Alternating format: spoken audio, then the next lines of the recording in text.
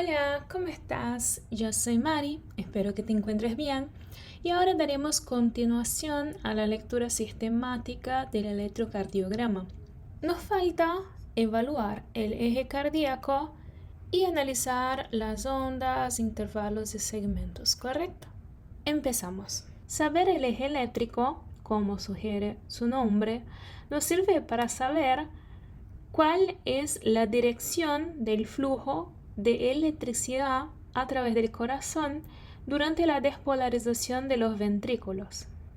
Y cuando decimos que el eje eléctrico es normal, significa que la conducción eléctrica está siguiendo los caminos anatómicos habituales sin alteraciones significativas. ¿Y cómo vemos esto? A través de vectores. Un vector es simplemente una flecha con dirección que resume todas las fuerzas eléctricas que los miocardiocitos hacen cuando activan para contraerse.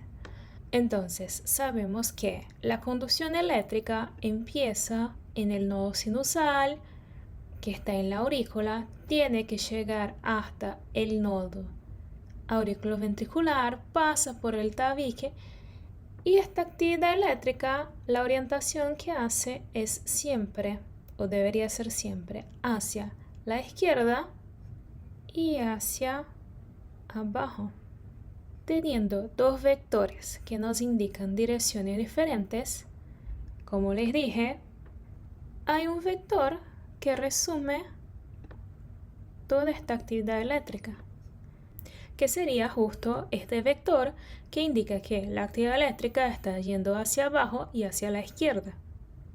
En el corazón, la mayor parte de la masa muscular está en el ventrículo izquierdo y es por eso que el impulso viaja hasta el ápice del corazón. ¿Y cómo vemos esto en un electro? Bueno, para saber si un eje es normal, nosotros utilizamos principalmente dos derivaciones, D1 y AVF. ¿Por qué D1 mira hacia la izquierda y AVF hacia abajo? Entonces primero miramos D1. D1 nos dice si la electricidad se dirige hacia la izquierda o hacia la derecha. En el caso de un eje normal, esto va a estar orientado hacia la izquierda. Entonces miramos el complejo QRS y vemos que la deflexión va a estar orientada hacia arriba. Después miramos AVF, que nos dice si la actividad eléctrica se dirige hacia abajo, que sería normal, o hacia arriba, en que está desviada. Entonces, como AVF también es positivo, nosotros miramos el QRS y este tiene que tener las deflexiones hacia arriba. Entonces, si ambas derivaciones son positivas, el eje se encuentra en un rango normal que va desde -30 hasta 90. Puede ser que te pregunte por qué no hasta 0, pero sí a -30. Eso lo discutiremos cuando lleguemos a la desviación a la izquierda. Y se acuerdan que nuestro punto de referencia es el QRS y lo vamos a ver positivo hacia arriba en las dos derivaciones. Ahora pasamos a los ejes patológicos. Primero, si D1 es negativo y AVF positivo, el impulso lo que está haciendo es yendo hacia la derecha. Miremos acá. Entonces, supuestamente D1 es negativo. Entonces, estaría así. Y este estaría así. O sea que el QRS estaría mirando hacia abajo. Si vamos al eje, acá tenemos D1, que es negativo. O sea, vamos para este lado. Y después AVF es positivo, porque está mirando hacia arriba. Entonces AVF positivo. Entonces el impulso eléctrico está en el cuadrante que va de 90 hasta 180. Y eso significa que hay una desviación a la derecha. De entre las causas principales suele estar la sobrecarga del lado derecho con hipertrofia ventricular derecha, puede ser una embolia pulmonar, bloqueos de rama derecha, enfermedades pulmonares como por ejemplo EPOC y etc. Ahora, ¿qué pasa si AVF y D1 son negativos? Nosotros decimos que hay una desviación extrema. Lo miramos en el electro y en este electro lo que debería ver es el QRS haciendo la deflexión negativa y en AVF lo mismo, haciendo la deflexión negativa. ¿Está bien? Si miramos el eje, bueno, tenemos D1 negativo, entonces D1 negativo. Y tenemos AVF negativo. Entonces el impulso eléctrico se dirige hacia la parte superior derecha, alejándose totalmente de la ruta normal, y por eso decimos que hay una desviación extrema. El impulso está dentro del cuadrante que va desde 180 hasta menos 90. Y este eje patológico puede aparecer, por ejemplo, en cardiopatías graves, como una taquicardia ventricular, un infarto agudo de miocardio con bloqueo de rama derecha. Y un dato un poco aleatorio, pero ¿se acuerdan que en la primera clase les dije que cada electrodo tiene que estar en su lugar exacto? Bueno, si hay una inversión de los electrodos desde el brazo derecho al brazo izquierdo, esto puede aparecer como un trazado de desviación extrema, simplemente por una falla técnica. Y por último vamos a analizar cuando tenemos D1 positivo y AVF negativo. ¿Se acuerdan que dije cuando vimos normal que hay una parte de la normalidad que está dentro del cuadrante que va de 0 hasta menos 90, ¿no? Y en este caso, entonces, nosotros tenemos que saber si estamos hablando de algo que es normal o si realmente hay una desviación hacia la izquierda. ¿Y cómo hacemos esto? Bueno, ahí tenemos que mirar D2. ¿Por qué D2? Porque los vectores, ¿se acuerdan que había una parte que es positiva y una parte que es negativa? Entonces, si miramos D2, vamos a dividir el eje en toda esta parte que es positiva y toda esta parte que es negativa. Y eso coincide justo con los menos 30 grados que me hace saber si está yendo para la normalidad o si está yendo hacia la desviación. Entonces ya sabemos que si vemos una deflexión hacia arriba, esto va a ser positivo y va a estar adentro de lo normal.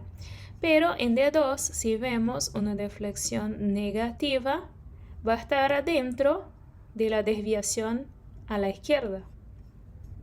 Entonces, primero miramos D1. D1 mira hacia arriba, lo que nos dice que es positivo. Pero en este caso, supongamos que AVF mira hacia abajo. Entonces tenemos D1 positivo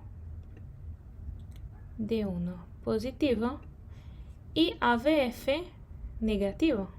¿Cuál sería el próximo paso? Bueno, nosotros tenemos que mirar D2, porque D2 nos que va a decir es si tenemos un lado positivo o un lado negativo. Entonces miramos D2.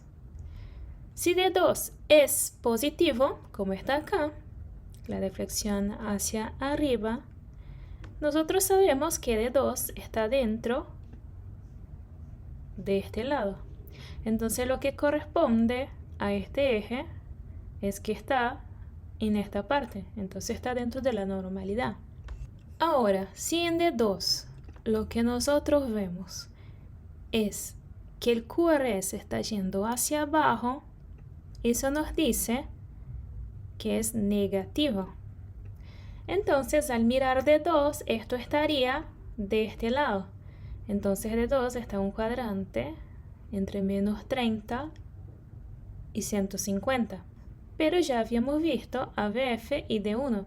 Entonces corresponde a esta parte de acá. Y ahí vemos que hay una desviación hacia la izquierda, que sería el eje entre menos 30 y menos 90.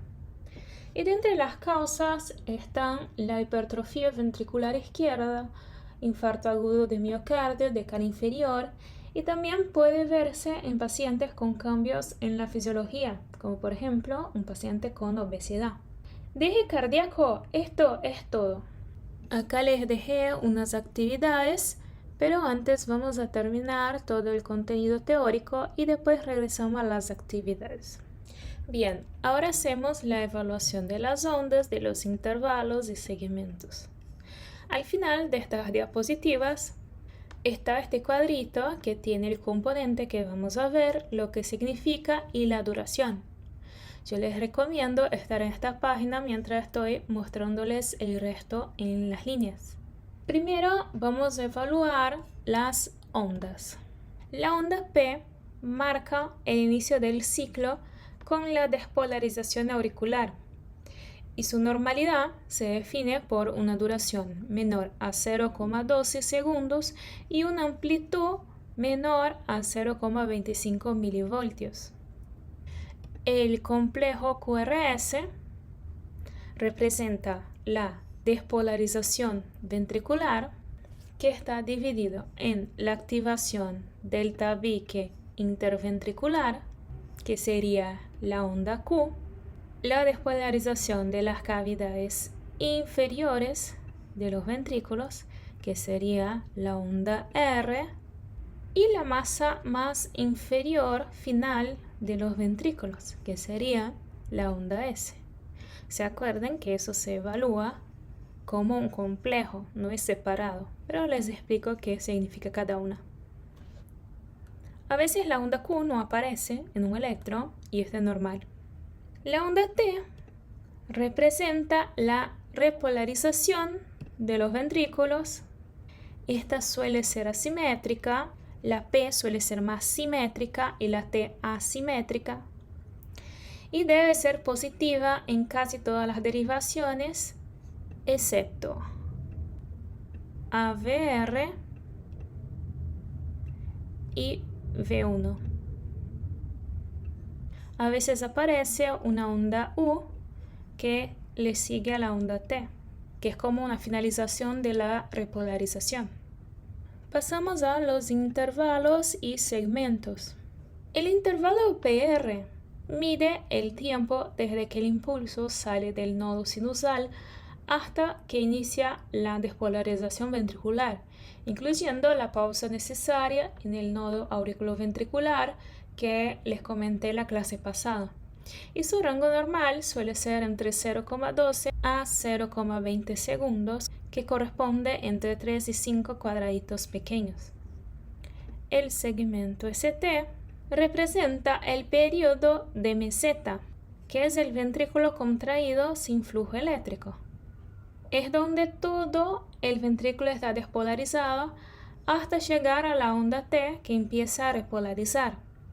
Y este debe ser estrictamente isoeléctrico, o sea, hay que seguir la línea de base, permitiendo variaciones menores a 1 milímetro.